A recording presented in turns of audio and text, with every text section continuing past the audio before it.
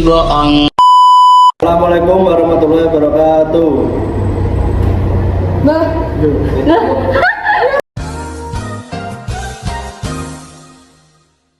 A few moments later. Assalamualaikum warahmatullahi wabarakatuh. Perkenalkan, nama saya Sofia Dea Saputri. Saya Gita Alindra. Saya Fadila Lanun. Saya Dudi Pratama. Saya Septian Ali.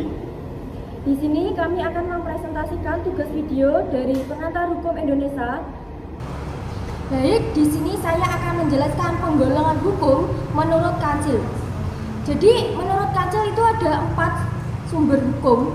Yang pertama sumber hukum itu yang ada 4 sumber hukum menurut Kancil. Yang pertama undang-undang. Undang-undang adalah hukum yang ada dalam peraturan perundang-undangan itu sendiri.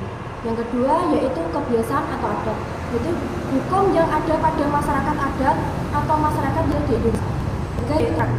Traktat sendiri adalah hukum yang ada pada perjanjian antara dua negara atau lebih yang disebut bilateral maupun multilateral. Untuk yang keempat sendiri yaitu jurisprudensi, yaitu hukum yang terbentuk dari keputusan hakim. Menurut bentuknya ada 2. Yang pertama hukum tertulis, yaitu hukum yang terletak di dalam peraturan perundang-undangan seperti undang-undang, traktat, dan juga jurisprudensi. Sedangkan hukum tidak tertulis yaitu hukum yang tertentu dan berkembang di dalam kehidupan masyarakat atau yang kita sebut sebagai hukum adat. Menurut tempat berlakunya, hukum dibagi menjadi 4, yaitu 1. Hukum nasional. Hukum nasional yang berlaku dalam suatu negara. Yang kedua, ada hukum internasional, hukum yang mengatur hubungan hukum dalam dunia internasional. Yang ketiga, ada hukum asing, hukum yang berlaku dalam negara lain. Dan yang terakhir, ada hukum gereja, hukum atau norma-norma yang ditetapkan oleh gereja. Yang keempat, menurut waktu berlakunya hukum diberikan menjadi 3, yaitu yang pertama ius constitutum atau disebut sebagai hukum positif, yaitu hukum yang berlaku di masyarakat tertentu dan juga di negara tertentu. Yang kedua yaitu ius constituendum, yaitu hukum yang berlaku di masa depan. Dan yang terakhir hukum kasasi atau hukum alam, yaitu hukum yang tidak mengenal batas waktu melainkan abadi terhadap siapapun juga.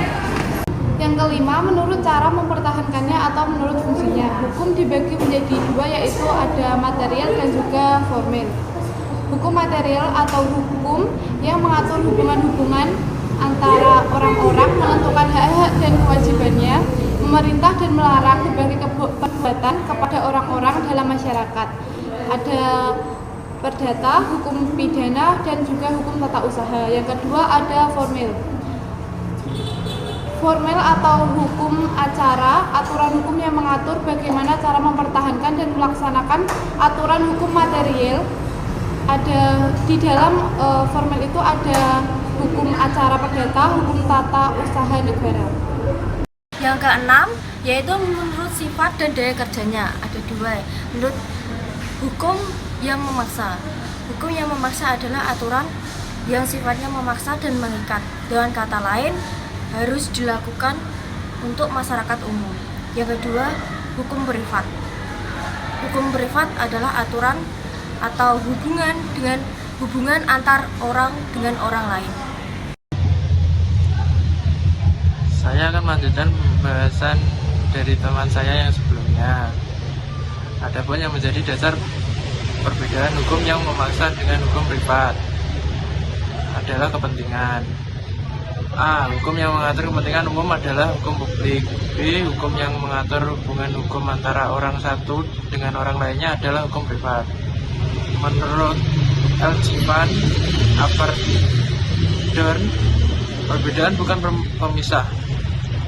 Artinya kepentingan seorang tidak akan dipisahkan dari kepentingan umum, karena seorang manusia adalah bersama-sama merupakan seorang individu dan juga sebagai anggota masyarakat atau social being. Di sini saya akan melanjutkan pembahasan dari teman saya yang tadi, yaitu B. Pembedaan hukum. Yang pertama, sistem hukum Eropa kontinental mengenal pembedaan hukum. Pembedaan hukum tidak dikenal dalam sistem hukum civil law, hukum adat, dan hukum Islam. Yang kedua, ada pembedaan hukum secara klasik. Hukum secara klasik dibagi menjadi dua, yaitu hukum privat dan hukum publik. Dan yang terakhir, saya akan menjelaskan tentang struktur pembidaan hukum. Hukum dibagi menjadi dua, yaitu hukum privat dan hukum publik. Hukum privat ada dua, yaitu hukum perdata dan hukum dagang. Hukum privat contohnya ada tiga, yaitu perdata adat, perdata BW, dan hukum perselisihan. Dan hukum publik dibagi menjadi 6, yaitu hukum pidana, hukum acara, hukum tata negara, hukum tata usaha negara, hukum administrasi negara, dan hukum internasional. Sekian dari kelompok kami. Wassalamualaikum warahmatullahi wabarakatuh.